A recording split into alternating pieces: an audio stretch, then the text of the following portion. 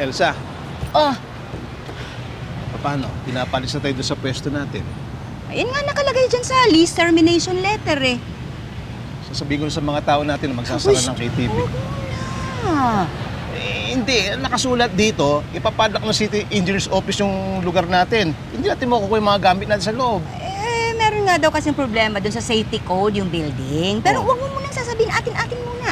Kukonsultahin ko muna si Pitoy. Hindi, wag na. Sabihin na natin para sabay-sabay tayo susugod sa may-ari ng... Sabihin na natin. Oh, Ma'am Els. Uy! Ba't nandito pa po kayo? Ay, ano? Ay, pinapalayas na yun. Ano, pinalalayas si...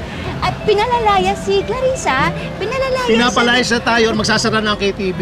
Oh my God! Ma'am, dapat na talagang isara. Dapat isara. Dapat na talagang isara yung pinto mo. May pumapasok na lang.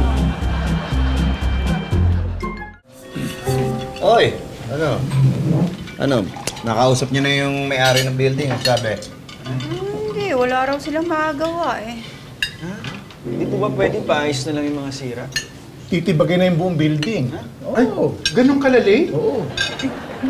Paano yan, ma'am? Isasara na po ang KTV? Ay, ayoko nga sanang mangyari yun. Kung meron lang sanang mahahanap na bagong pwesto nga. Kumain ka muna. Wala akong gana. Kung di ka kakain, ako na lang kakain para sa'yo. Uy, alam mo, ikaw kung makakain ka, parang wala kayong problema ni Mami, no? Sa pagkain ko, dinadaan ang problema ko, kaya huwag kang mangingilam. Ah, anong sinasabi mo? Pakialamera ako? Oo! Ah, pakialamera pala ako, ah.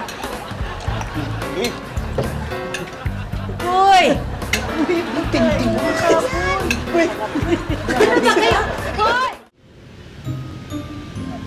Nakakalungkot naman. Para tayong mga anak na pinampun sa ibang pamilya. Oo eh. Nakakalungkot. Nahiwa-hiwalay na tayo. Uy, tama na yan. Lahat ng problema may solusyon. Uy, miss ko kayo! Nakakalungkot lang po kasi talaga. Uy, tigilan nyo na. Pati si Elsa naiiyak, oh. Paano yan? Ngayon pa lang, namimiss ko na yung mga kulitan natin pag walang customer. Oo nga, tapos sabay pa tayo. Kumakain. Hoy, kayo, tigilan nyo na yan. Pag pinag-uusapan, mas lalong nakakalungkot eh.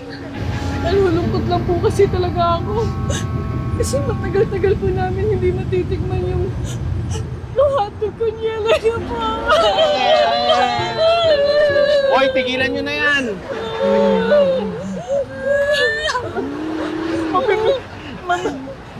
Mamimiss ko yung hot. Yan, no?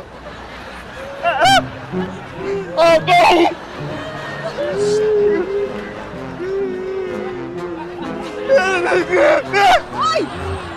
Patrick! Patrick!